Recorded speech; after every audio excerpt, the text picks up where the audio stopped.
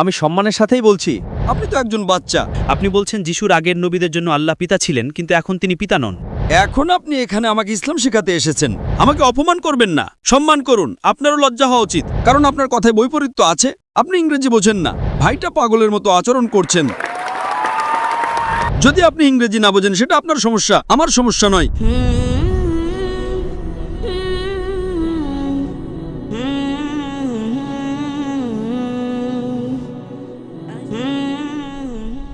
আমার নাম গেমেচু তেস্তে। আমার পেশা হলো আমি কিছু শ্রমিকের জন্য জীবন ধারণের কাজ করি। আমি ইসলামে জন্মগ্রহণকারী একজন ব্যক্তি, কিন্তু ইসলামে জন্ম নিয়েও আমি খ্রিস্ট ধর্মে বড় হচ্ছি। আপনি মূলত একটি মুসলিম পরিবারে জন্মগ্রহণ করেছিলেন, তারপর আপনি খ্রিস্টান হলেন? হ্যাঁ হ্যাঁ, ঠিক আছে। তাহলে আপনার প্রশ্নটা কি?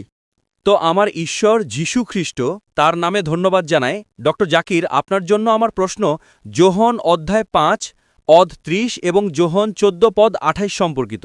সেখানে বলা হয়েছে, আমার মনে হয় আপনি প্রশ্নটা ভুলভাবে উদ্ধৃত করছেন ভাই। যদি আমি ভুল না করে থাকি, আপনি জিজ্ঞাসা করছেন যে যীশুখ্রিস্ট তার উপর শান্তি বর্ষিত হোক বলেছেন, আমি পথ, সত্য আর জীবন, আমার মধ্য দিয়ে না গেলে কেউই পিতার কাছে যেতে পারে না। আপনি কি এটার কথা বলছেন? হ্যাঁ। হ্যাঁ, আপনি সঠিকভাবে উদ্ধৃত করছেন না। আমি কিছুটা শুনতে পেয়েছি, কিন্তু আপনার উদ্ধৃতিটি সঠিক ছিল না। তাহলে আপনি বলতে চাইছেন যে এটা বাইবেলে উল্লেখ আছে, তাই তো? হ্যাঁ। তাহলে আপনি কি একমত যে যিশু বলেছেন আমার পিতা? বাইবেলের সেই যিশু ও কোরআনের যিশু একই ব্যক্তি? আপনি কি এতে বিশ্বাস করেন? তিনি যা বলছেন তার সাথে আমি 100% একমত। কিন্তু তিনি যখন এটা বলেন, তখন আপনি এর দ্বারা কি বোঝেন? আপনি যাই বোঝান না কেন, আমার প্রশ্ন হলো আপনি কি একমত? হ্যাঁ, আমি একমত 100%। হ্যাঁ, এখন আমি আপনার প্রশ্ন বুঝতে পেরেছি। কিন্তু আমার বিশ্বাস আপনি বাইবেল সম্পর্কে ভালোভাবে অবগত নন, কারণ আপনার উদ্ধৃতিটি অর্ধেক ছিল, এটি সঠিক ছিল না। আপনি যা বলছেন সেটা বাইবেলের যোহন অধ্যায় 5 পদ 6 থেকে উদ্ধৃত করছেন। না না না, যোহন অধ্যায় 14 পদ 28 এবং যোহন অধ্যায় 5 পদ 30। আপনি কি এই অধ্যায়গুলোর সাথে একমত?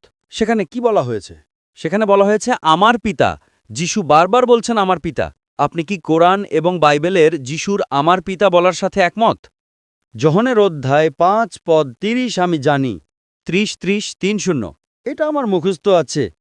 যোহনের অধ্যায় 5 পদ 30 আমি জানি। হ্যাঁ, সেখানে বলা হয়েছে, আমি নিজে থেকে কিছুই করতে পারি না, আমি যেমন শুনি তেমনই বিচার করি, এবং আমার বিচার ন্যায্য, কারণ আমি নিজের ইচ্ছা নয়, বরং আমার পিতার ইচ্ছা পূরণ করতে চাই। তো আপনি কি একমত? আমি এর সাথে একমত, কিন্তু আপনি আগে যা উদ্ধৃত করেছিলেন তা ভিন্ন ছিল। এখন আপনি অধ্যায় 5 পদ 30 উদ্ধৃত করছেন, কেন পরিবর্তন করছেন? অধ্যায় 5 পদ 30 আমার স্মৃতিতে আছে। আমি অবশ্যই একমত। যীশু খ্রিস্ট তার উপর শান্তি বর্ষিত হোক, যোহনের অধ্যায় 5 পদ 30 বলেছেন, আমি নিজে থেকে কিছুই করতে পারি না। একমাত্র তিনি যিনি নিজে থেকে কিছুই করতে পারেন না, জিরো।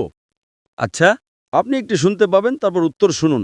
আপনি একটি প্রশ্ন করেছেন, এখন একটু উত্তর শুনুন। আপনি এখানে বিতর্ক করতে আসেননি, তাই তো? প্রশ্নোত্তর পর্বে আপনি একটি প্রশ্ন করেন আর চুপ করে থাকেন। আমি যেমন শুনি তেমনই বিচার করি, এবং আমার বিচার ন্যায্য, কারণ আমি নিজের ইচ্ছা নয়, বরং আমার পিতার ইচ্ছা পূরণ করতে চাই। তো আপনি কি একমত? আমি এর সাথে একমত। তো আমার মতে, যখন আমি বাইবেল পড়ি, যীশু খ্রিস্ট বলেছেন, আমি নিজের থেকে কিছুই করতে পারি না। এটাকে আপনি বিশ্বাস করেন? হ্যাঁ, আমি 100% বিশ্বাস করি। তাহলে যদি আপনি বিশ্বাস করেন যিশুর একজন পিতা আছেন, কোরআনে, পুরো কোরআনে ঈশ্বর, আপনি যা বলছেন, খ্রিস্ট ধর্মে পিতা হলেন ঈশ্বর, তাই না? তাহলে পুরো কোরআনে পিতা শব্দের কোনো উল্লেখ নেই। আপনারা তো আল্লাহকে আমার পিতা বলে ডাকেন না, তাই না? অবশ্যই আমরা ডাকি না। তাহলে এই ভিত্তিতে যিশু মুসলিম নন। যখন কেউ বলে আল্লাহ আমার পিতা, তখন সে ইসলাম থেকে বেরিয়ে যায়, তাই না? সঠিক। তাহলে আপনি কিভাবে বলেন যিশু, যিনি বারবার বলছেন আমার পিতা, অথচ আপনি তাকে প্রত্যাখ্যান করেন? ভাই, যীশু খ্রিস্ট তার উপর শান্তি বর্ষিত হোক, তিনি নবী মুহাম্মদের আগে এসেছিলেন। কারণ হলো, শুনুন, আমি সম্মানের সাথেই বলছি। ভাই, আপনি যদি ডিবেট করতে চান তাহলে হল বুক করুন। এটা প্রশ্নোত্তর পর্ব। আপনি কি ইংরেজি বোঝেন? প্রশ্নোত্তর পর্বে আপনি একটা প্রশ্ন করেন আর চুপ করে থাকেন। আচ্ছা, চুপ থাকলাম। আপনি একটা প্রশ্ন করেছেন, এখন চুপ করে থাকেন। আমি আপনাকে গুরুত্বপূর্ণ প্রশ্ন করেছি। আমি উত্তর দিচ্ছি, আপনি কি চুপ থাকবেন? এটা কোনো বিতর্ক সভা নয়। যদি আপনি বিতর্ক করতে চান, তাহলে আফ্রিকার সবচেয়ে বিখ্যাত পাদ্রীকে ডাকেন, যিনি 30-40 হাজার মানুষ জোগাড় করতে পারবেন। আমি তার সাথে বিতর্ক করব। বুঝতে পেরেছেন? আপনি তো একজন বাচ্চা, আপনার সাথে বিতর্ক করে কি লাভ? আপনি আমাকে বলেছেন যে ইসলামে যে কেউ আল্লাহকে পিতা বললে সে ভুল। অবশ্যই এটা ভুল, কারণ পিতা সর্বশক্তিমান ঈশ্বরের কোনো গুণবাচক নাম নয়। ঠিক আছে?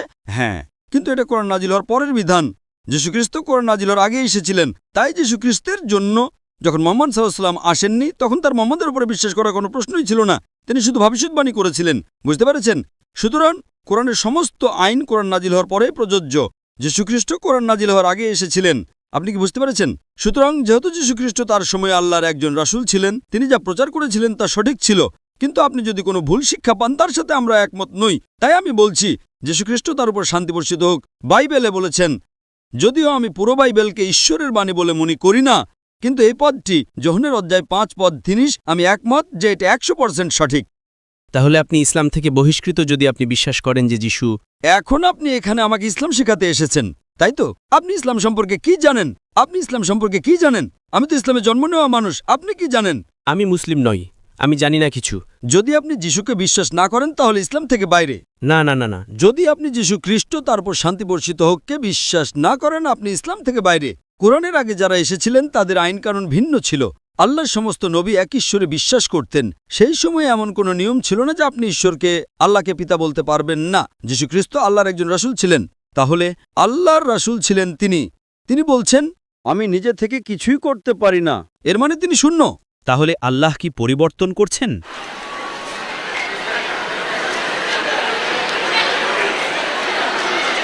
আল্লাহ মন পরিবর্তন করেন না।